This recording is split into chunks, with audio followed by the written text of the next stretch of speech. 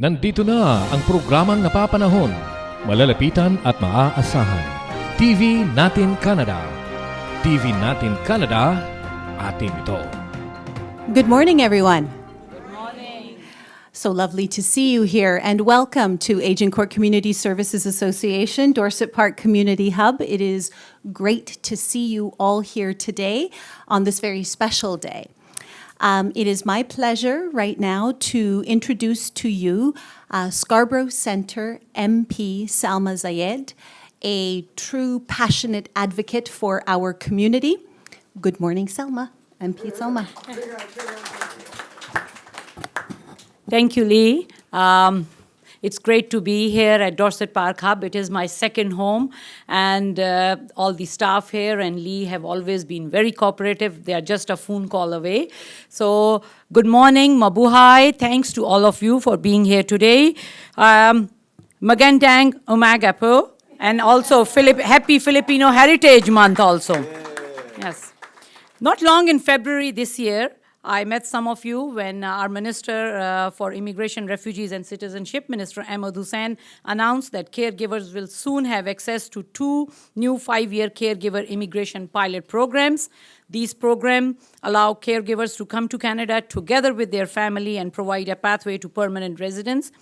Our government respects caregivers and highly values their contribution to the society. And it's great to be part of the Liberal government who recognizes all the work which is being done by the caregivers. It's an honor for me to welcome our Minister, Ahmed Hussen, who is himself an immigrant, much like you, and he's here to speak before you about the details of the new pathway to the PR for the caregivers.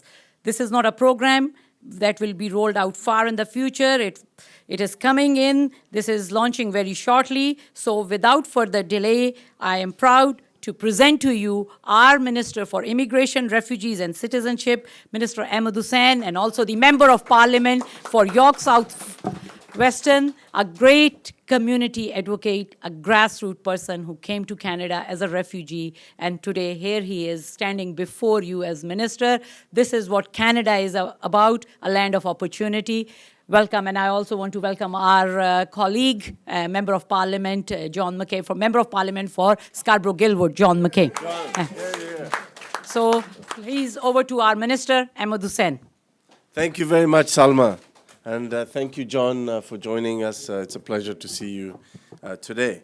I want to thank the hosts for having us and allowing us to use this space. Good afternoon, bon après-midi, magandan hapon, salamat, shuktamda, walto. I'd like to begin by first acknowledging that we are on the traditional territory of the Mississaugas of the Credit, and we thank them every day for allowing us to enjoy and settle in this land. And if my T-shirt didn't give you any indication, I really want to I hope you can join me in congratulating Canada's team for winning the NBA World Championship trophy to Canada. It's the first time that the NBA trophy has left the United States. And what a wonderful home it's going to find in Toronto. So I want to really begin by paying tribute to caregivers.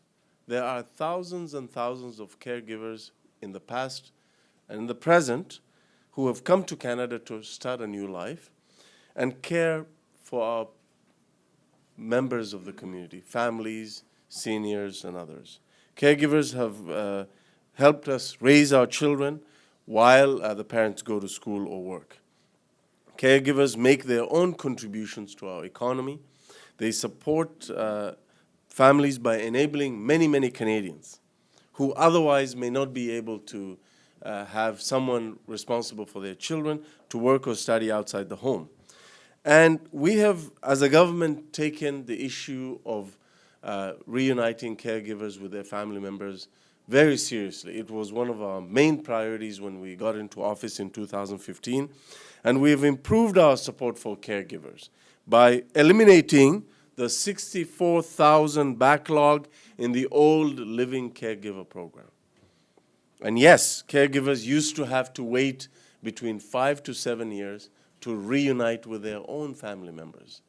We kept people who are providing such invaluable service to our families away from their own families, and that was unacceptable. And as a government, under the leadership of Prime Minister Justin Trudeau, we said that this was unacceptable, that caregivers needed to be reunited with their own family members. And now that wait time has come down from between 5 to 7 years down to 12 months. But you and many Canadians know that we can still do better by caregivers. So caregivers have provided Canadians with care, and so it is time for us today, for Canada, to show more care for them. So today I'm here to really, I'm happy to announce 2 new pilot programs to replace the former pilots. And a lot of this happened because of your advocacy, because of your input, and because of great members of Parliament like John McKay and Salma Zahid.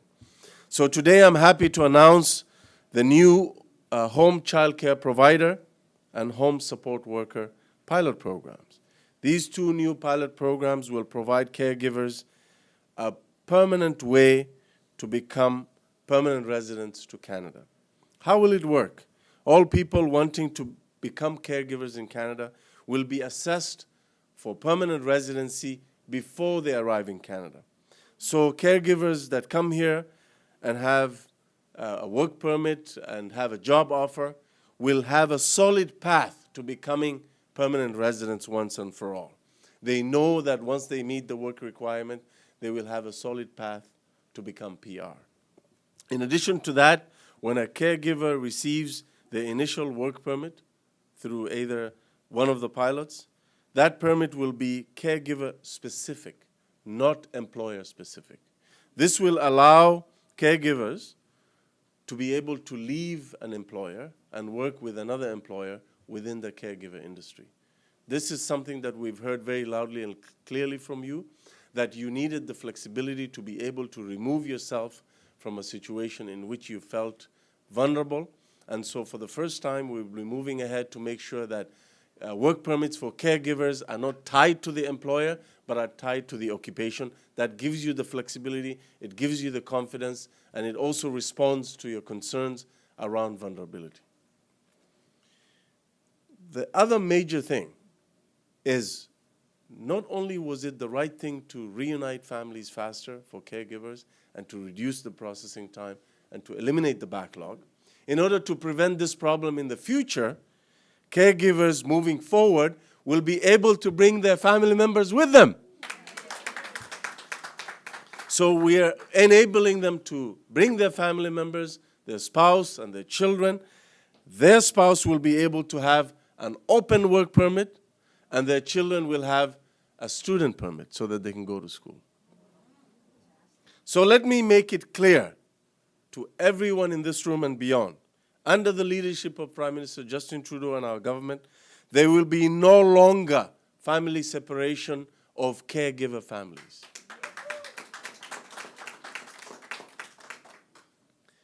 And another thing, in the past, caregivers under the previous program required an LMIA process, a labor market impact process, as part of the work permit process. And again, caregivers had to get an LMIA, which was costly for them and time-consuming. But we have heard from you loud and clear. As a government, we listen to you. We listen to your members of Parliament. We have heard from you. And under these new 2 programs for caregivers, caregivers will no longer need to get an LMIA. We believe that these 2 new pilot programs will address a number of things that you brought forward to us. With work permits for their spouse and student permit for their children, there will be no more family separation. Second, there will be a clear path for caregivers to become permanent residents. And third, we will have a way for you to change your employer without any penalty. So due to a request from caregivers, finally, the interim pathway to permanent residency for all the people who are part of the Living Caregiver program and who didn't quite get to become permanent residents We know that the deadline has expired in June, but we've heard from you that you would like to extend that program to allow more people to have a pathway to permanent residence. So finally, I'm here to also announce, and I'm proud to announce with my colleagues, that the interim pathway program will reopen once again on July 8, 2019, and will be open for 3 months. So, ladies and gentlemen, what you're seeing is the Canadian way. The Canadian way is to take care of each other, is to look out for each other, and to care for those who care for us. That's who you are. And we want you to come to Canada to pursue a life of service and contribution to our economy, but also to reunite you with your families and to make you permanent residents and eventually Canadian citizens, members of the Canadian family, to become members of the best country in the world. Thank you. Salamat. Mabuhay. Thank you very much, Minister. My name is Purvi Acharya. I'm with Immigration, Refugees, and Citizenship Canada. We'll now begin a Q&A session for members of the media only, please. I will ask you to state your name, the name of your media outlet, and state your question clearly for the Minister. Are you...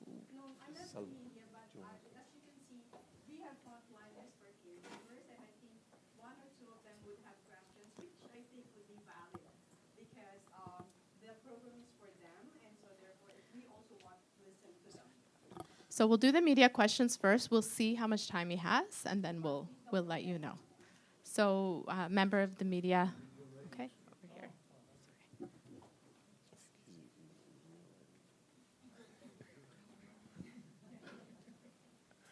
Hello, good afternoon. First, congratulations to Raptors.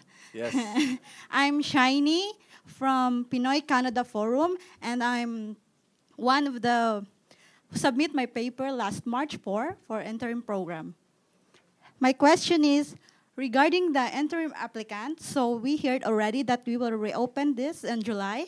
Regarding there are many applicants who completed, who have complete documents, and they got their PR already. We have 250 groups. I have my personal groups where 250 caregivers applied for interim, and out of 250, there are only 25 caregivers who are permanent residents already. And we know we have the timeline each, and we know all the officers and about that. Yes. So, however, the numbers of applicants who are still in queue, we would like to ask for progress with interim applicants before that new rule will be implemented. Well, the fact is everyone who has submitted an application will be processed. Once your application is in, of course, we're going to take the time to process the application. And because some of these cases are very old, they need an updating of some documents. They need, questions around a number of issues with the application. But the fact is, we will process them. And we are providing further relief by opening the program again and giving a 3-month extension. So I think that's responding to the need of the community. Some people who said, June, March to June is not enough. We need a little bit more time. So we are giving that time, and I think that will continue to help more people who haven't applied. For the ones who have applied, we will process the applications. It's just that simple. Okay, another question over here. Hi, my name is Lei from Pinoy Dreams, and I would like to thank you so much for the announcement. It is so overwhelming. I am a former caregiver, and it is very much appreciated that the changes has now been very well intended for caregivers.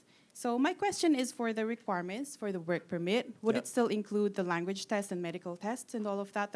It will include, so when the person is being assessed for moving to Canada by providing the work permit, but also the permanent residency application, they'll be assessed for both criteria, because we want people who are coming to work as caregivers in Canada to have a pathway to permanent residency.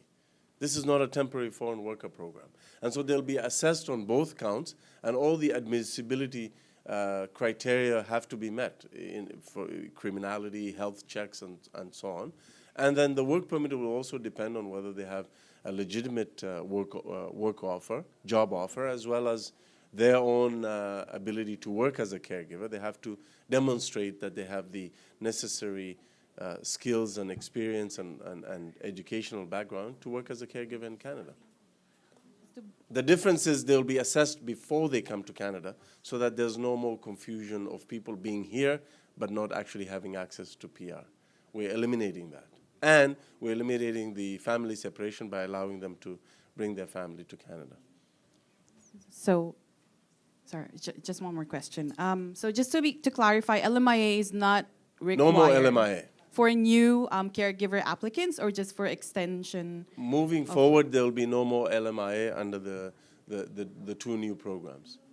The two old programs have expired. The two new programs moving forward, people who want to work as caregivers in Canada will have to go through the system, which has no LMIA. Thank you so much. Thank you.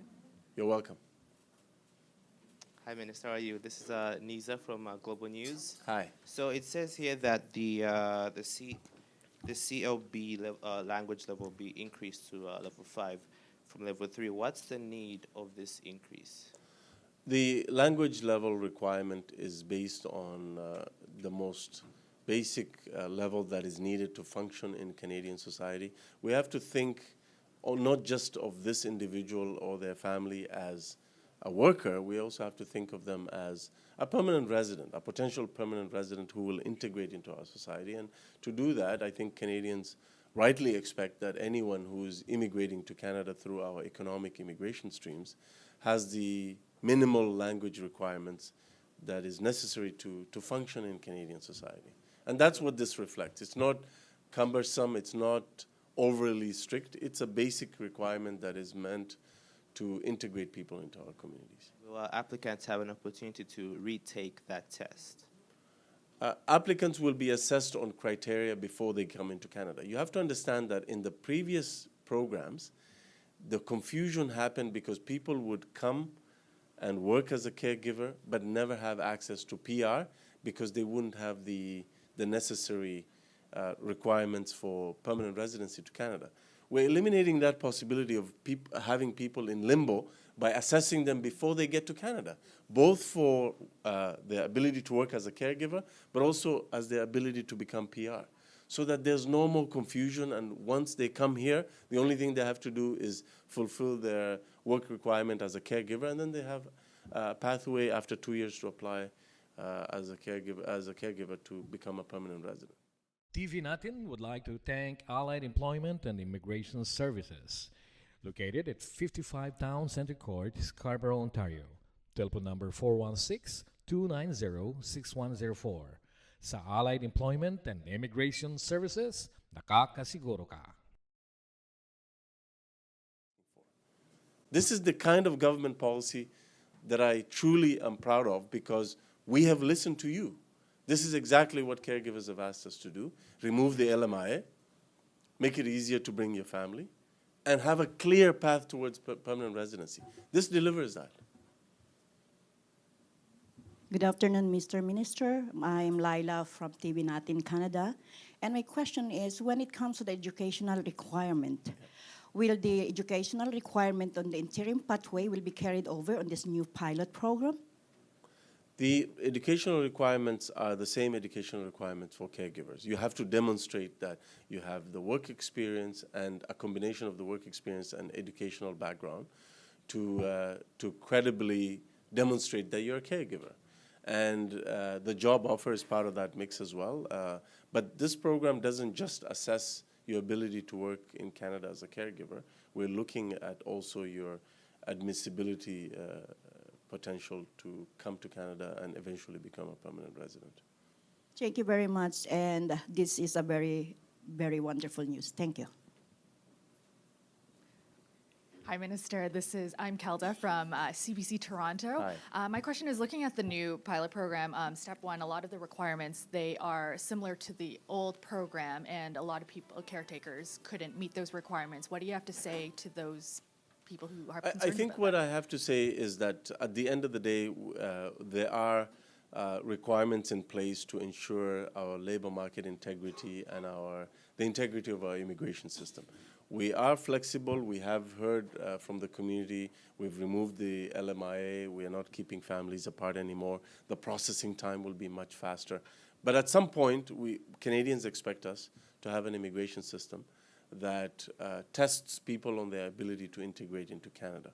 And the requirements that we're putting in place for the permanent residency assessment are very, very minimal.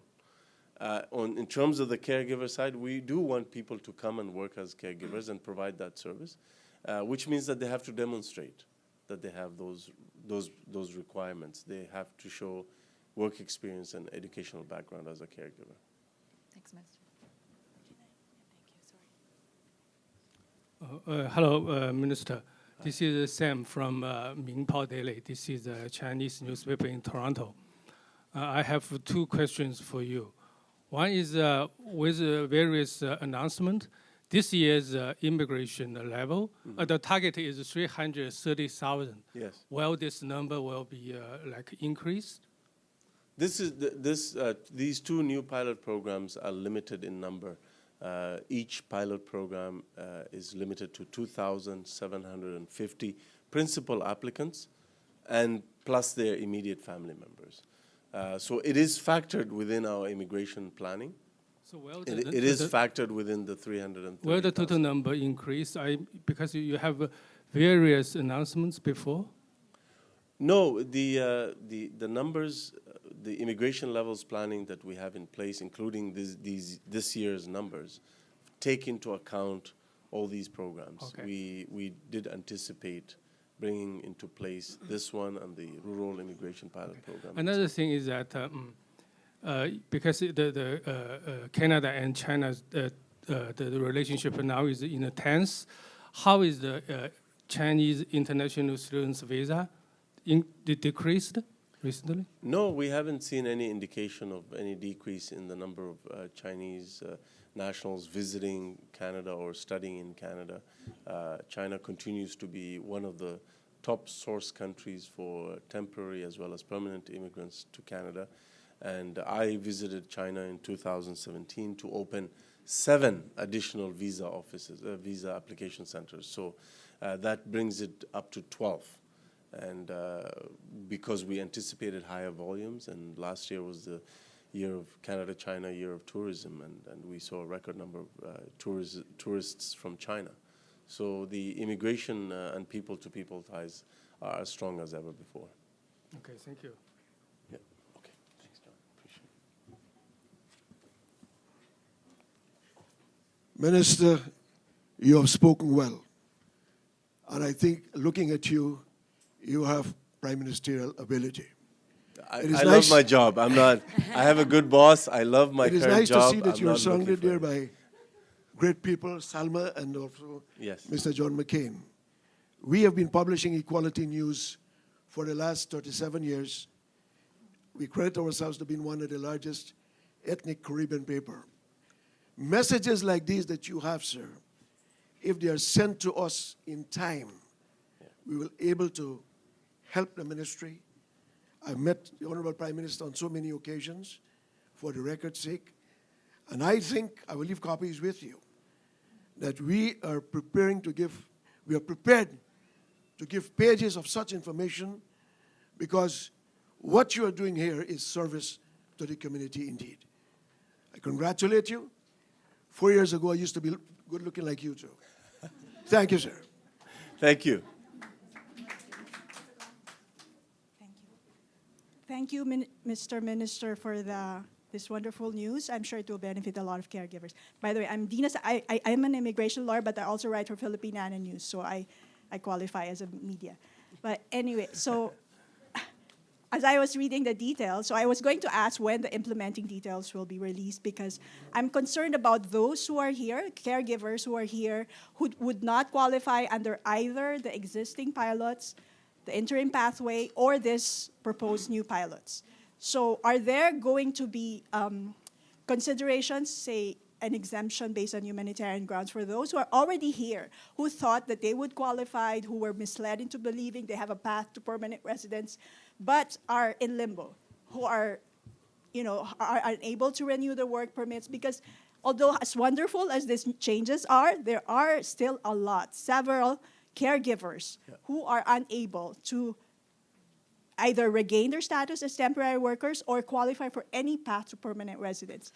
So I'm hoping that there's also in your radar that because they have served the country, Canadian employers so much, Right. they should be given. And we value their service, Yes. and they're an integral part of our community. Yes. I think there's a number of answers to your question because you've asked a number of questions there. One is humanitarian and compassionate grounds are always open to any resident of Canada who wants to apply to Immigration, Refugees and Citizenship Canada. There's a process to do that, and as an immigration lawyer, you know the requirements of that.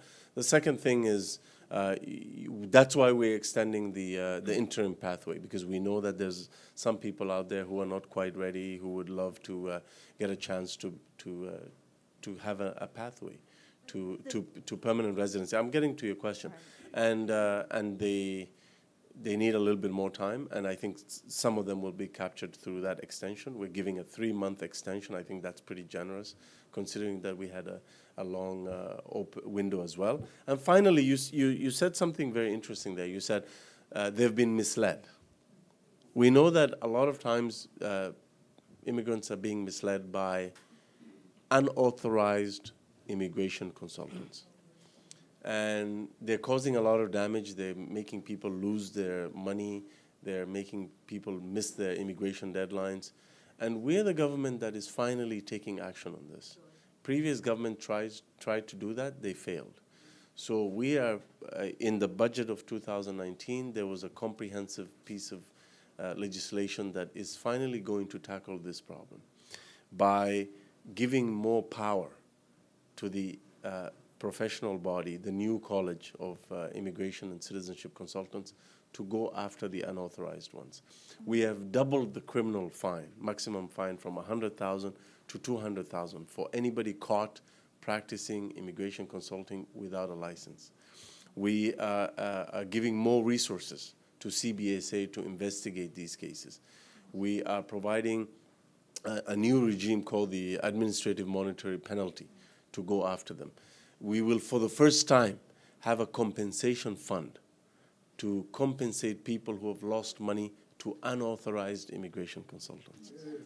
You know, we will require the new members of the new college to also have liability insurance. You know what that's like. There will be a more robust complaints and disciplinary process. The new college will be empowered to go into the office of an immigration consultant when they suspect wrongdoing. And finally, we will invest $52 million as part of this strategy to send immigration officers to some of our busiest visa offices to proactively inform foreign nationals on how to avoid being taken advantage of by unauthorized immigration consultants. So it's a very comprehensive strategy, and we are going to make sure that stories like those don't happen to anybody again moving forward. Yes, I recognize that, but it's not just the unauthorized immigration consultants or who mislead them, but it's also the system, because the live-in caregiver, if you will recall, was implemented for a long time, and there were no language requirements, no education requirements. So a lot of caregivers are wondering why, if under the live-in caregiver program, they were able to gain permanent residence without need to obtain the ECA or obtain a standard, reach a certain level of a CLB-5 for the English language test. Why can't the same standards be applied to caregivers who have served, who have completed the work requirement anyway? So that's you're one saying of the the same reasons that I standards, see. but what you're really saying is The additional requirements. No, but education it's and not languages additional. is causing them a lot of It's not hardship. additional to require someone to have the most basic language requirement to integrate into Canadian But society. in practice, It's not we've seen additional. a lot of them cannot meet the language requirement. It's not additional, but what I would say, again, finally, I think I've addressed your question, but the final thing I'll say is for anybody who falls through the cracks, who feels that they can never meet that, but they have certain unique circumstances in Canada, there's the H&C program that they can apply to. Thank you.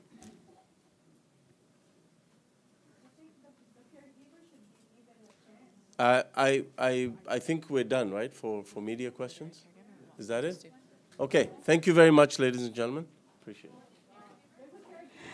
Magandang hapon po sa ating mga kababayan sa Pilipinas at sa iba't ibang panig ng mundo. Katatapos lamang po ng press conference ng Minister of Immigration, Refugee and Citizenship of Canada. And napakaganda po ng kanyang mga sinabi tungkol sa new pilot program po, especially for the caregivers. And alam ko po nang maapektuhan itong pinakamalaking matutulungan nito ay ang ating mga caregivers na ngayon ay medyo nagkakaroon ng maraming problema dahil sa pagbabago ng educational requirements at iba pang requirements when it comes to application for permanent residency. Kasama po natin ngayon si Miss Malu. Malu, come here please. Ito po si Malu, dati po sa ano po siya, sa LC, part po siya ng live-in caregiver program and nag-attend po siya rito because she wants to know po kung ano yung magiging epekto sa kanya ng new pathway program at gusto rin niya pong malinawan kung yung live-in caregiver program po ba included po ba siya dun sa new pathway or new program or even on the interim. Okay, so pakiano lang po kung ano inyong sitwasyon. I came here in Canada June 2015. Hanggang ngayon di pa ako PR kasi nagbago ako ng employer. So nakakuha naman ako ng employer after 2 years. And ngayon tinatapos ko na yung 24 months ko. So matatapos ako ng September. So nung inopen nila yung interim last March, hindi daw kasali doon yung LCP, yung member ng LCP. So, member ako ng LCP nung dumating ako sa Canada. So, ngayon, close na. Tapos, inopen nila ulit yung interim. So, may extension. So, ang tanong ko lang, kung pwede na bang ang LCP partnerin? Kumbaga, pwede na rin bang pumasok ang LCP sa interim?